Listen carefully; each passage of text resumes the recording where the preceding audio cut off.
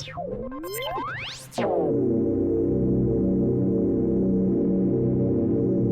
everyone, Phil here, back for another video.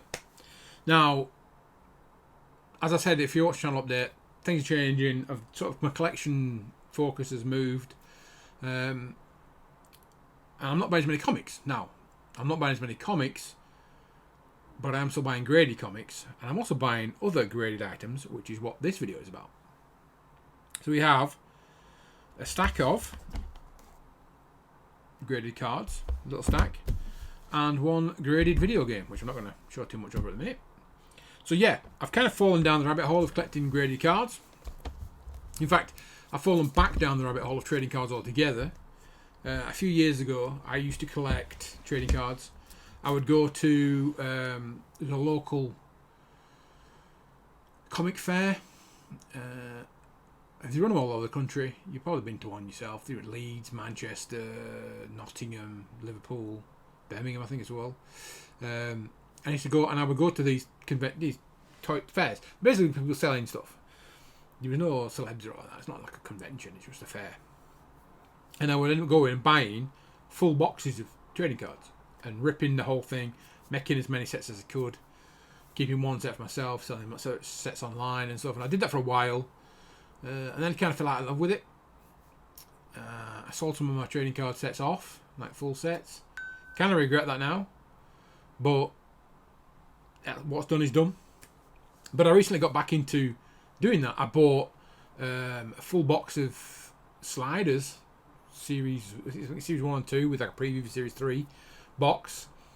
I got a full set, and then there's like special cards. I think I got half of there's like 3 sets of special cards. I got 2 of the 3 hollow lithographic, whatever you want to call them, and then 4 out of 8 for the other sets. Complete them on eBay. But that's where my new rabbit hole started. Bought the sliders set.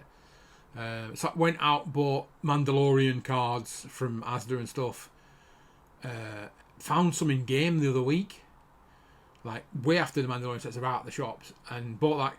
Cracked open 2 of the plastic cards, one of which was the actual Mandalorian, and then the guy's name I can't remember, the bad guy with the dark saber. God, that's got out of my head. Damn. But anyway, yeah. So gone down the trading card rabbit hole again, but I've also gone down the graded trading card rabbit hole, which kind of started. I wasn't looking for graded trading cards. I was looking for stuff on my favourite superhero characters. And I came across this CGC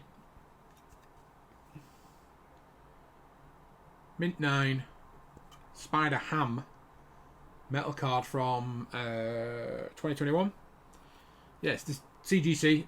I've never touched a CGC graded card before. PSA, yes. Some of the other. What's the other one? There's another company that the slabs are a bit cheap. But anyway. First time I've touched a CGC. Really, these cases are really nice. They're just a smaller version of the comic case. This is a 9 because even I can see. You won't be able to see it on the camera, but you can there. That little white dot, corner slightly scuffed, which is why it didn't get gem mint. Got a 9. But yeah, I was just looking for Spider-Ham stuff. Came across this, I'm like, ooh. And that's it. Kicked it off then. So then we went down the rabbit hole. We picked up another personal favourite, another Mint 9. This one on PSA. Death Said. This is from the 1991 Marvel Universe collection. Yeah. Another of my favourite characters. I do still have the small Marvel Legends, Marvel Universe as we call it at the time, weren't they? Figure of that. I wish they'd done a full size one. I used to have Death Said 2 as well, but I got rid of that. So yeah, that was another, like, see if there's anything Death Said. And then saw the trading card. That was it then. Trading card city. Picked up not 1, but 2 of the X-Force Deadpool promo cards that were included. I'm 100% positive these were included. It says promo on them. They're only excellent to mint. There are 6, but I think that's because they were in They're both the same grade. They were in the polybags with the comic. I'm sure they were. 100% sure they were. I think I might still have one somewhere. I know I've got a graded one that's still in its bag. I've got an X-Force #1 that's graded.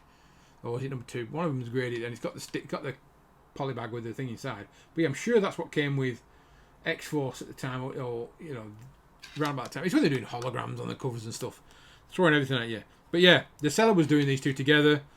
They've also been graded together. The numbers end in 85 and 86.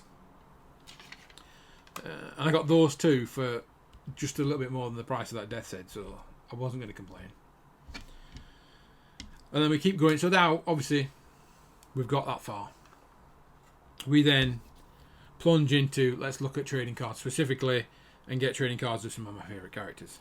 So, 1990 Marvel Universe, Rookies card of New Warriors. New Warriors is one of my favourite books back in the day. I don't know if I've talked about this on the channel before. I used to go to, years and years ago, Burnley Market. There was a guy, had a stall selling books. He used to have a little tiny stack every month on the front. I think he just got random books from his wholesale place, and I was getting it was never, you could never get like sequential runs, but they just every so often they'd pop up, and I'd pick up every New Warriors, every Guardians of the Galaxy.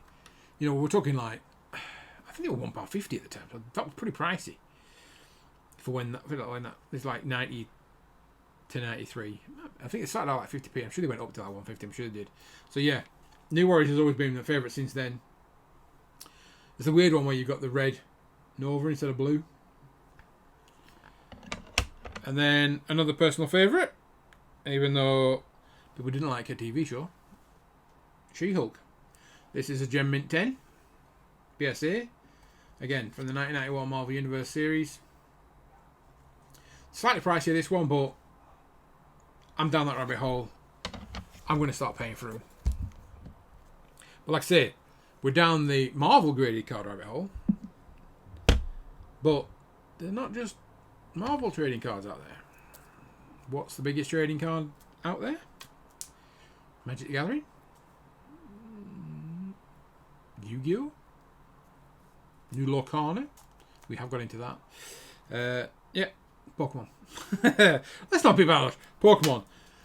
The hype for 151 really got me into... my wife's been into Pokemon for ages. Absolutely ages. She's got loads of Pokemon stuff. In fact, she's fallen out of love with Pokemon as I've fallen into love with Pokemon. So I've just dropped a few £100 on 151. Got some good hits on that. Got the Mew Ultra Rare. How is it? Hyper Rare, they call it. The gold one. But we're on that Pokemon wave. I did start... I'm building a master set of 151. And other cards I just picked up randomly, and I just basically, if there's any cool holos or full arts, just keeping them, setting them aside, putting them in a little box. So we've started looking at graded Marvel cards, so we start looking at graded Pokemon, don't we? And we recently picked up 3 in the past week. We have the Pokemon China, I think it says China, yeah. Pikachu Scarlet and Violet pre-order card, which features Pikachu with the new 3 starter Pokemon, Quaxley, Coco, and the guy's name I can never remember. It's a nice, shiny, full art, holo. And then we've got, from a couple of years before that,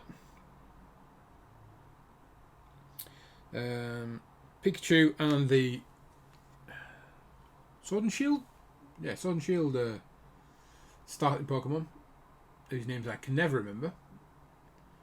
So yeah, that's an 8. Near Mint 8. That one, I forgot to do that one. That one's a Gem Mint 10. We've got a Near Mint 8 there. And then, what's 2 Pokemon trading cards for Pikachu if you don't have a third one? This is from Crown Zenith. Crown Zenith, Paldea Evolved, and then 151? No, then Obsidian Flame 151. Anyway, Crown Zenith from this year. Mint 9. This is the Wild Charge card. Absolutely fantastic. So yeah. 3 Pikachu based cards. I haven't got any Charizard yet. I've been looking. I'm not gonna lie. I've been looking at stuff. I've been going. I don't want to spend a fortune on them. You can get crazy. This is probably my max pay per card. I think the Gem Mint 10 was 39. I think the other two were on offer for like 25, something like that. There's a shop, no, not local, but there's a shop near here that sells graded cards, and something like 120 for that was another Crown Zenith one. Full art. No, I'm good. But grading doesn't stop at comics or trading cards. Also plays the video games. Yep. I've done it. I took the plunge. I have on this shelf here. You'll see me talk about a retro shelf. You've probably seen it in the background of videos when we were on the other side of the room. We have 6 games up there. Burai Fighter, Diggity Rock, Kickle Cubicle, Mission Impossible, Shadow Warriors, which is Ninja Gaiden, and Terminator 2. Those 6, actually, and also the first TMNT game, Teenage Mutant Ninja Turtles, that came with, that's the NES, the NES I got, the Turtles pack I think I got. Those 7 and this one are what I would consider my most played, most treasured games. I mean, even, actually, no, this is the Rescue as well. As a kid, couldn't afford NES. So, like, Burai Fighter was at Dixon's of all places for $24.99. I went into Dixon's with 25 quid in pound coins that I had saved up. And I gave them to, actually gave them 24, I missed one. It was in a hoodie like this, and it was all in the pocket there, and I missed one. And I got to the bus station, I'm like, oh, I got an extra quid. What, chocolate bar course. But yeah, Burai Fighter, Diggity Rock, I got back in the day when you used to get games from catalogues, like Kay's catalogue and Little Woods. Diggity Rock was one of my mum let me actually get one, and the money that it was like £1 something a week, so that my pocket money / earnings from doing errands and chores and stuff went on that.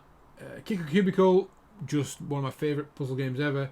Mission Impossible, again, just a game I fell in love with. Ninja Gaiden, who doesn't love Ninja Gaiden? Terminator 2, I spent hours on that game. I could, by the time I finished playing that game, I could go through that game without getting killed once. I had the timings down pat. I probably couldn't do that now because I've forgotten it all, but yeah. So that, and then like I said, there's the TMNT, the Palcom release that Mission Impossible. Probably is it Rescue, which was another cheap game that I think it was me and my friends used to pass it around with each other, and we used to lend each other games. It was the Shadowgate and the Rescue. But the big game for me on the NES, the big game for most people on the NES, Super Mario Bros. 3. I've been looking for one to add to the shelf. I've been umming and ahhing about. There's been ones on there like on eBay for like 90 quid that are like minty. I'm like, 90 quid. I've got protectors for them. They're all being protectors. They look, once you're protectors, they look really good. But then there's like 90 quid, there's some 150. Then there's slightly more damaged ones, and I was umming and ahhing. And then a graded one popped up, 1,200 quid. UKG 85. Still had its cellophane on the outside, inside the graded case.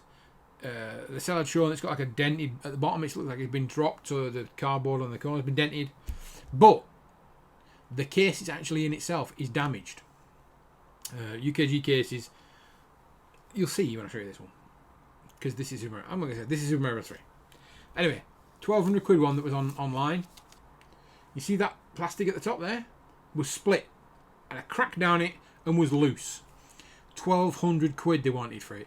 UKG graded 85. This popped up.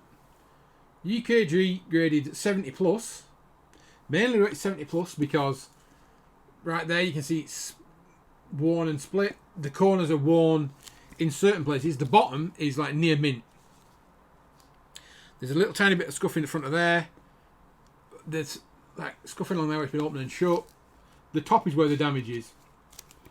But yeah, UKG 70 plus. The case is not damaged. This is in mint condition. The game is one of my favourites of all time. The seller actually, when I inquired about the listing, I didn't pay full price. I asked for best. I've been quite about best offers. Actually said, I'll tell you what, I'll also upload pictures of the interior before we got it graded. So sent pictures of what it looks like inside before it got graded, because it is complete manual styrofoam sleeve, everything's in there. So yeah, this one, I'll tell you now, this cost me 450 quid all in. Compared, I will gladly take a 70 plus over a damaged 85 for 3 times the price. That has to be, for me, an absolute bargain. I ummed and ahed over it at like 150 in better condition than this, but not graded. There was some guy was selling one for 35, but he'd sold the manual separately. The manual was in the pictures, but then it said on the listing, please note, manual no longer included. Sold the manual separately. And, and the box was mintier than this, but I'm like, no, I want it full. I want it complete. I've got that in this. One of my biggest purchases, I think, outside of sneakers, is definitely this. Well, outside of buying iPhones, obviously, because everyone spends fortune on iPhones. Yeah, my biggest collectibles purchase outside of sneakers. Absolutely love this. Love the cards. I mean, like I say, we're down a Pokemon rabbit hole at the minute. I'm buying stuff left, right, and centre. I said I wasn't buying stuff left, right, and centre in my update, but turns out I'm a liar. I'm just buying different things. But yeah, thanks for watching. I know I've gone on for a long time, but I appreciate the views. Appreciate you guys sticking around with me while I explore new collections. But for now, I'll say thanks for watching, and I'll catch you in the next video. Bye for now.